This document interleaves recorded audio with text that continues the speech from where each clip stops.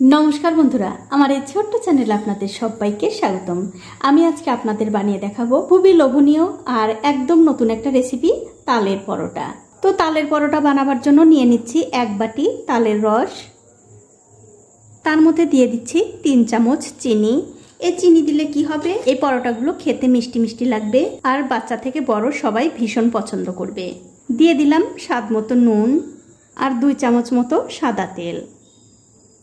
এবারে সবকিছু এই তালের রসের সঙ্গে একটুখানি মিশিয়ে নিতে হবে। যখন দেখবেন মোটামুটি মেশানো হয়ে গেছে তখন এর মধ্যে দিয়ে দিতে হবে 1 বাটি ময়দা। আমি এখানে ময়দা দিয়ে এই পরোটাটা করছি, আপনারা চাইলে কিন্তু আটা দিয়েও করতে পারেন। এবারে ময়দার সঙ্গে এই তালের রসটা খুব ভালো করে মাখিয়ে নিতে হবে, মাখিয়ে একটা ডো বানিয়ে নিতে হবে। তো বন্ধুরা আমার মনে হচ্ছে আর একটু ময়দা লাগবে, তার জন্য আমি আরও হাফ বাটি ময়দা দিয়ে দিলাম। এবারে সব কিছু মিশিয়ে আবারও খুব ভালো করে মাখিয়ে নিতে হবে। দেখুন অল্প অল্প করে ময়দা দিয়ে খুব সুন্দর একটা ডো কিন্তু আমি তৈরি করে নিয়েছি। তবে বন্ধুরা এই ডোটা যদি হাতে একটু লেগে যায় তাহলে এর উপরে সামান্য একটু তেল দিয়ে মাখিয়ে নেবেন, তাহলে আর হাতে লাগবে না।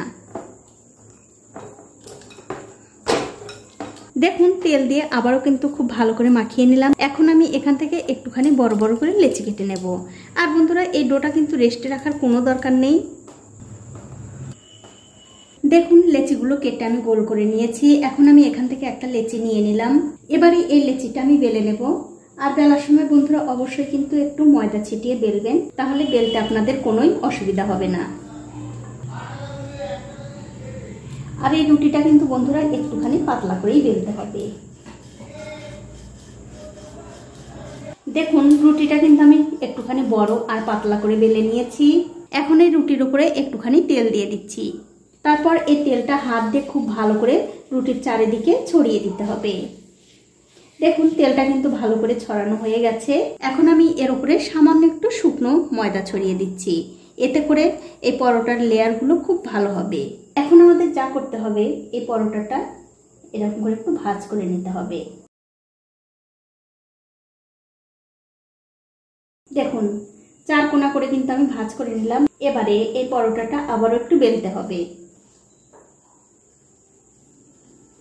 আর আমার এই ছোট্ট চ্যানেলটি যারা সাবস্ক্রাইব করেছেন তাদেরকে অনেক ধন্যবাদ, আর যারা সাবস্ক্রাইব করেননি তাদেরকে সাবস্ক্রাইব করে নেওয়ার অনুরোধ রইল। আর বন্ধুরা আপনারা অবশ্যই একদিন হলেও এই পাকা তালের পরোটা বানিয়ে খেয়ে দেখতে পারেন, খেতে কিন্তু ভীষণ ভালো হয়। দেখুন এই পরোটা কিন্তু ভাজার জন্য একদম রেডি হয়ে গেছে। এখন দেখতে পাচ্ছেন একটা তাওয়া গরম করতে দিয়েছি। তাওয়াটা যখন হালকা একটু গরম হয়ে আসবে তখন গ্যাসের ফ্লেমটা লো টু মিডিয়ামে রেখে এই পরোটাটা দিয়ে দিতে হবে। কিছুক্ষণ পর যখন দেখবেন এই পরোটার এক দিকটা একটুখানি হালকা লাল হতে শুরু করেছে তখন অন্য দিকটা উল্টে দিতে হবে। উল্টে দিয়ে 2 দিকটাই একটু ভালো করে সেঁকে নিতে হবে। তো এই দেখুন বন্ধুরা এই পরোটার কিন্তু আমি 2 দিকটাই একটু ভালো করে সেঁকে নিয়েছি। এখন আমি এর উপরে দিয়ে দেব সামান্য একটু সাদা তেল, এতে করে পরোটাটা আরও ভালোভাবে ফুলে উঠবে, আবার খেতেও ভালো লাগবে। তেলটা দেওয়ার পর খুব ভালো করে আবার 2 দিকটাই সেঁকে নিতে হবে। দেখুন কত সুন্দরভাবে ফুলে উঠলো, একদম বালিশের মতো হয়ে গেছে। আর এরকম করে উল্টে পাল্টে আরও কিছুক্ষণ ভেজে নিতে হবে। তো এই দেখুন বন্ধুরা এই পরোটা কিন্তু আমি উল্টে পাল্টে খুব ভালো করে ভেজে নিয়েছি। এটা হয়ে গেছে, এটা আমি তুলে নিচ্ছি। আর এই একই রকম করে কিন্তু সবগুলো পরোটাই ভেজে নিতে হবে।